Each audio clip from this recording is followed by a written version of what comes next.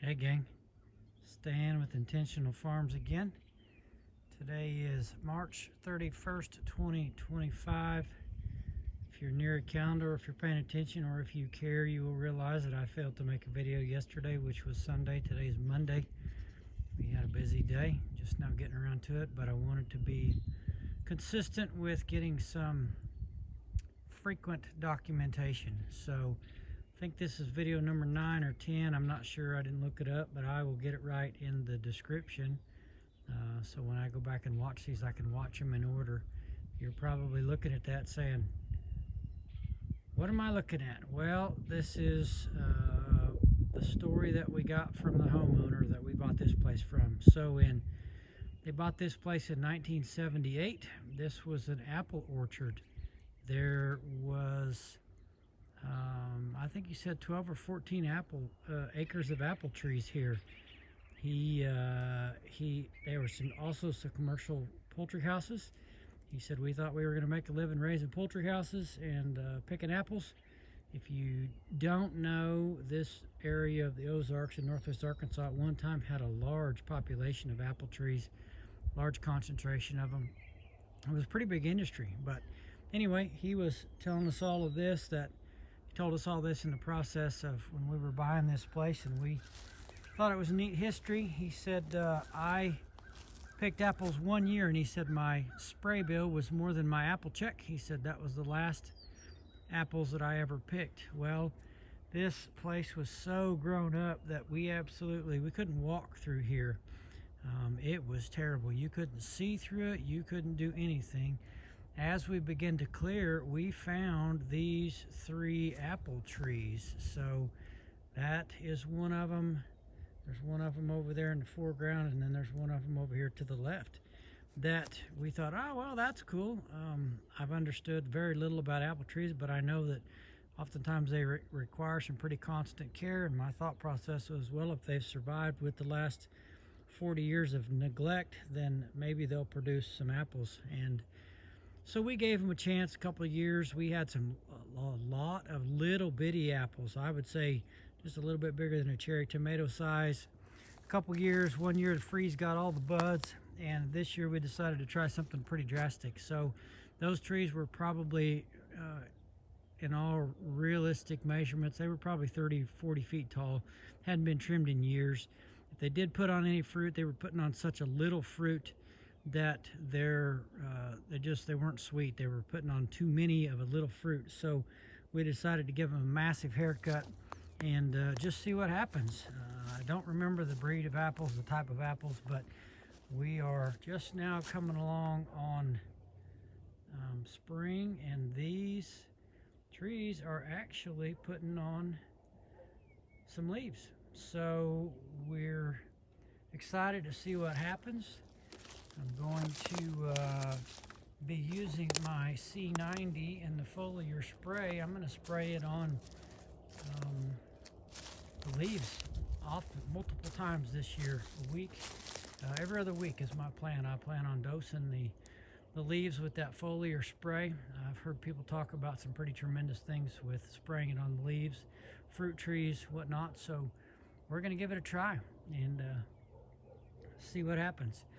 So this is an area that's kind of out away from the house a little bit. I'm going to, if I can do this, I got my gimbal. I hope it works. I'll try and hold it as steady as I can so I don't give anybody a bunch of motion sickness. But I'm going to kind of go on a little bit of a walking tour and look at a few different things. That is original chicken coop. There's still chickens in it.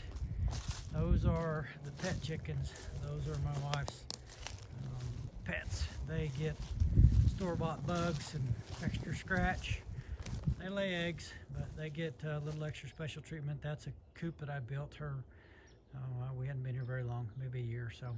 And so that's where we started. I think there's still about 16 or 17 birds in there. They're kind of getting old, so we get about a 50% egg rate right now.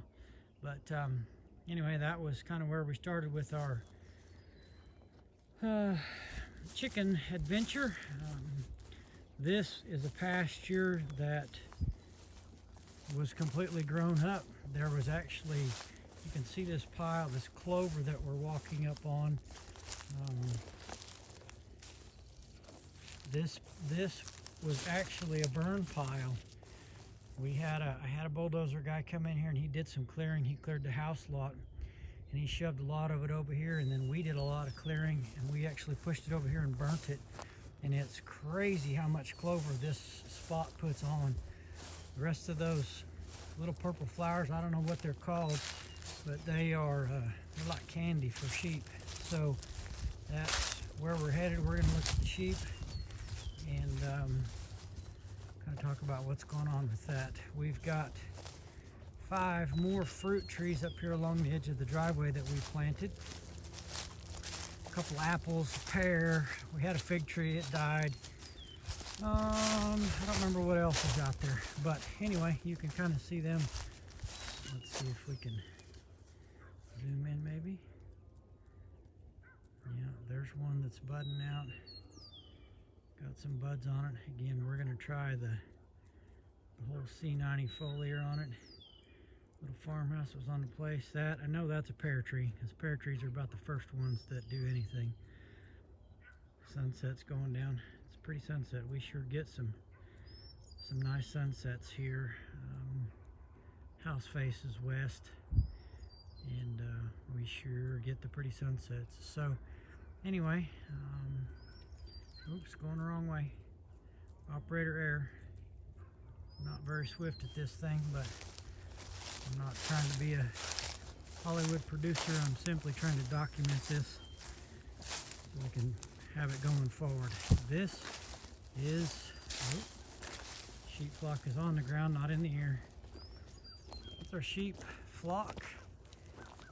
They are Katahdin base. This year we actually used an American Grassmaster ram. Apparently they're going to be shy for the camera. There is 28 ewes.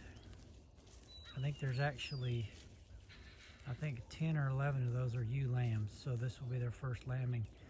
We are expected to start lambing April 15th, so 2 weeks. We put the ram in November 15th. We're expecting that. I really think, based on looking at our ewes, I think we're going to have quite a few twins and end up being in pretty good shape. So that, whoops, go back.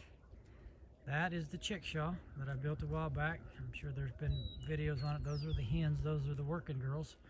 There's 40 hens in there that we bought as pullets. They've been here probably 8 weeks now.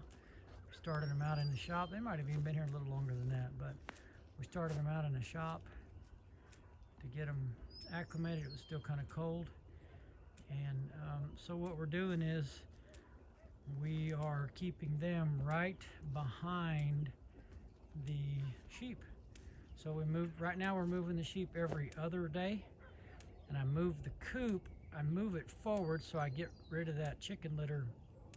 It doesn't pile up in one spot, but I do move the coop. All 40 of those birds go in there at night, and they got plenty of room. So got feeders, got waters, got an automatic door on it.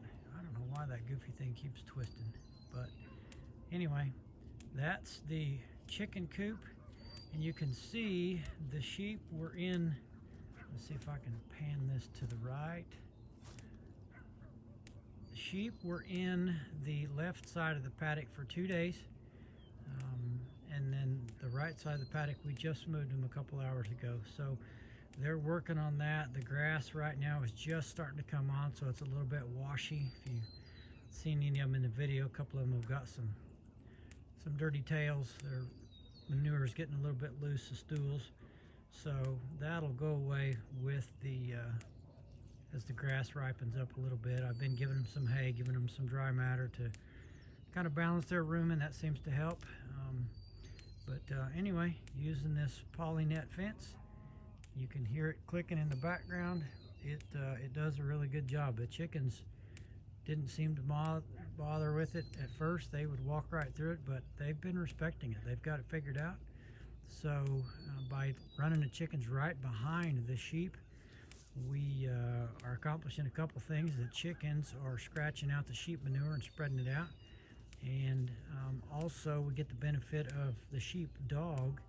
He watches the sky, so if there's any predators, any aerial predators, he will bark, and those chickens will hightail it underneath that coop.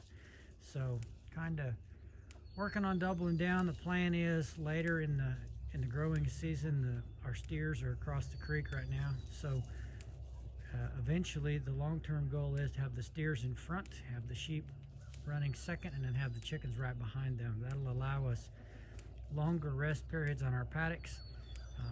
The chickens will actually be able to eat the fly larvae out of the cow pats at that time. And I hope to get a try it. I hope to find out what it works. I know a lot of people run their chickens behind their cows, Joel Salatin and those type of guys. We're going to try it behind two classes of animals and see how it works. But the cows and the steers, or the steers only, we don't have any cows right now, but the steers,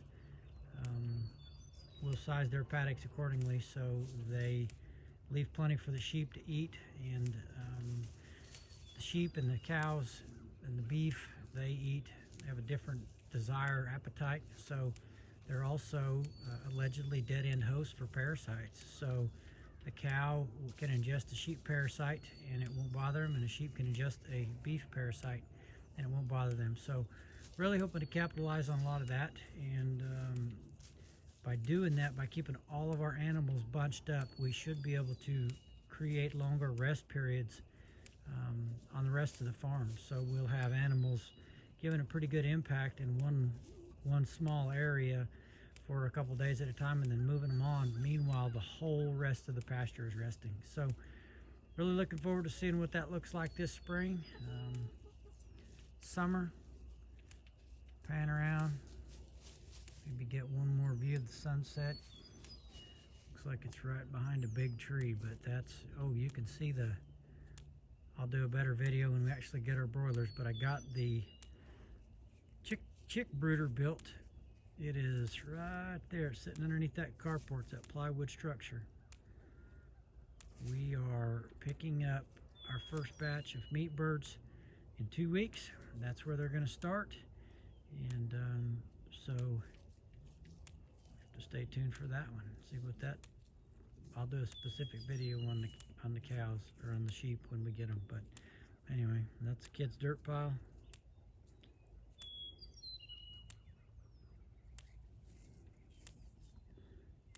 I don't guess this thing is going to work perfect, so oh well. Smooth and movie quality is not the focus. Just documenting is the purpose. So anyway, gonna get off here. Talk to you later.